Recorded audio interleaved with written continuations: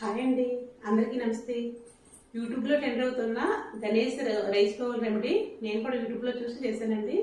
నాకైతే తెలియలేదు, కానీ నేను చెప్పిన వాళ్ళకి మా ఇంట్లో వాళ్ళకైతే చాలా పెద్ద కోరిక అయితే తీరిందండి. అది ఎలా చేయాలంటే మన యూట్యూబ్ ఛానల్లో ఉంది, కావాలంటే ఒకసారి విజిట్ చేయండి. నేను కూడా ఒకసారి చెప్తాను. సింపుల్ అండి, ఎవరైనా చేసుకోవచ్చు.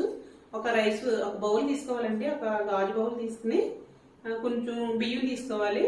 ఒక 8 కాయిన్లు తీసుకోవాలి. రూపాయి కాయిన్లు అయినా పర్వాలేదు, 10 రూపాయల కాయిన్లు అయినా పర్వాలేదు.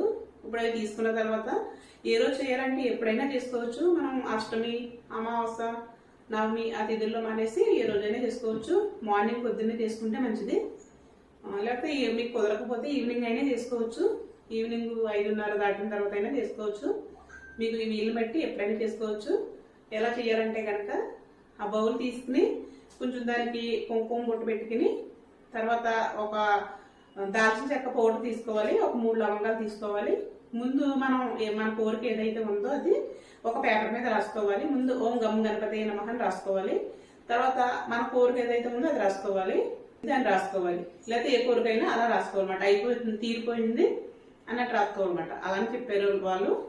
అయితే అలా రాసుకున్న తర్వాత ఆ పేపర్ని తీసుకుని ఆ బౌల్లో పెట్టేసుకోవాలి. బౌల్లో పెట్టేసిన తర్వాత కొంచెం బియ్యం పోసుకోవాలి. బియ్యం పోసుకుని ఒక 3 కాయిలు పెట్టుకోవాలి. 3 కాయిలు పెట్టిన తర్వాత కొంచెం బియ్యం పోయాలి. అంటే కాయిన్ కనిపించకుండా మొత్తం పోసుకోవాలన్నమాట. తర్వాత ఇంకా మిగతా 2 కాయిన్లు ఉన్నాయి కదా, అవి కూడా పెట్టేసుకుని కన్మ బియ్యం కూడా వేసేసుకుని కొంచెం దాల్చిన చెక్క పొడి మొత్తం పైన జల్లేసుకోవాలి. జల్లిన తర్వాత లవంగాలు తీసుకున్నాం కదా, 3 లవంగాలు 3 పక్కలు పెట్టేసుకుని వినాయకుడి విగ్రహం పెట్టుకోవాలి. చిన్న విగ్రహం, చెక్కది కానీ లేదా గాజుదైనా ఇది ఉంటుంది కదండి, గాజు కానీ ఇంకా చాలా ఉంటాయి కదా చిన్న చిన్నవి. మీకు ఏది ఉంటే అది పెట్టుకోవచ్చు. పసుపు గణపతి అయితే పెట్టకూడదు, ఎందుకంటే అది కొంచెం ఎక్కువ రోజులు ఉండదు కాబట్టి. వీటిలో ఏదైనా పెట్టుకుని వినాయకుడికి కూడా కుంకుమ బొట్టు పెట్టుకుని అలంకరించుకుని ఒక పువ్వు పెట్టుకుని అగరపొలం ధూపం చూపించుకోవాలి. అగరపొలం ధూపం అయినా పర్వాలేదు, లేదా సాంబ్రాణి ధూపం అయినా వేసుకోవచ్చు. రోజు మనం హాల్లో కానీ లేదా దేవుడి మందిరంలో పెట్టుకుని ధూపం వేసుకుంటే సరిపోతుంది. మనం డైలీ దానం పెట్టుకుని ధూపం వేసుకుంటే చాలన్నమాట. అంతేనండి, చాలా సింపుల్, ఎవరైనా చేసుకోవచ్చు.